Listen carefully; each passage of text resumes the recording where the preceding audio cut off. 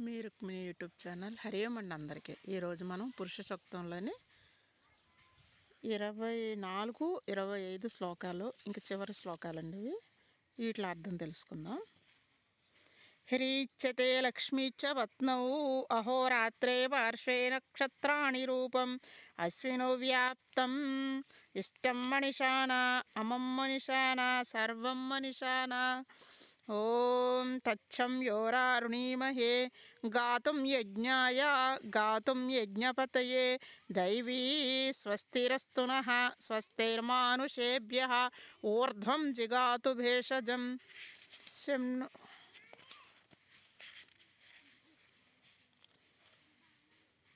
శం నో అస్తు ద్విపదే శం చతుష్పదే.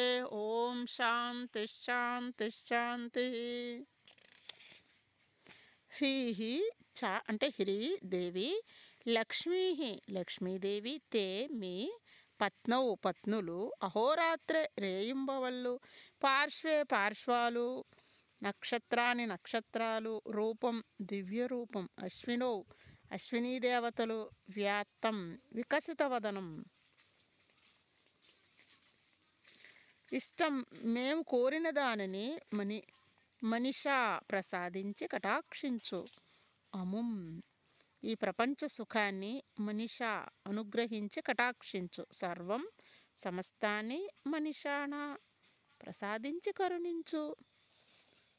లజ్జాస్వరూపిణి అయిన హ్రీదేవి సిరులకు ఆలవాలమై, లక్ష్మీదేవి నీ అర్ధాంగినులు, రేయింబవళ్ళు నీ పార్శ్వాలు, నక్షత్రాలు నీ దివ్య రూపం, అశ్వినీ దేవతలు నీ వికసిత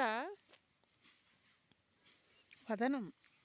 రేయింబవళ్ళు అన్నది కాలాన్ని సూచిస్తుంది. ఎలా ఒక దేహాన్ని దాని పార్శ్వాలు భరిస్తాయో అట్లే సృష్టికి కాలం ఆధారభూతమై ఉంది. నక్షత్రాలన్నవి సృష్టిని సూచిస్తాయి. మనం చూసే ఈ జగత్తు భగవంతునిలో ఒక భాగం మాత్రమే. అత్యధిక భాగం ఊర్ధ్వలోకంలో ఉందని ఈ సూక్తంలో మనం చూసాం. కంటికి కానవచ్చే ఈ సృష్టి ఇంత మహిమాన్వితమైనదిగా అపారమై ఉన్నప్పుడు ఈ సృష్టికి కర్త అయిన భగవంతుని మహిమ ఎంత మహోన్నతమో గుర్తించి మనం ఆయన మహిమలో లయింప సృష్టి ఆయన స్వరూపమని పేర్కొనబడింది.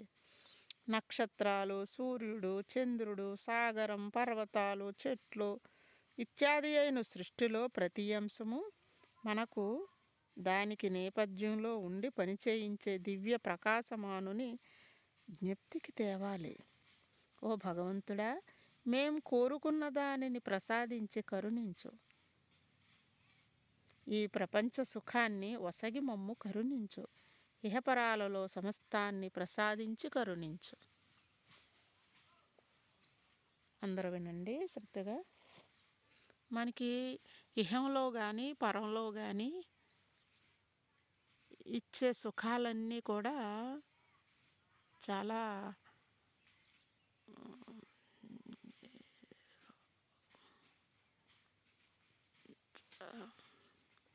సుఖాలు ఇచ్చేవి అని ఈ శ్లోకం చెప్తూ ఉంది. కాబట్టి మనం ఇహపరాలకు అతీతమైన మోక్షమే అత్యధిక సంపద. ఆ సంపద అన్ని సంపదల్ని తీసుకొస్తుంది. కాబట్టి మోక్షేచ్ఛ చాలా ముఖ్యమైనది. దాని ద్వారా మనలో ఉన్న మానసిక రుగ్మతలన్నీ పోతాయి. శరీరం దృఢమవుతుంది. మనసు ఎప్పుడైతే ఉల్లాసంగా ఉందో శరీరం దృఢపడుతూ ఉంటుంది. కాబట్టి అందరూ శ్రద్ధగా వినండి, అర్థం చేసుకోండి, లైక్ చేయండి, షేర్ చేయండి, సబ్స్క్రైబ్ చేయండి. హరి ఓం అన్న అందరికీ.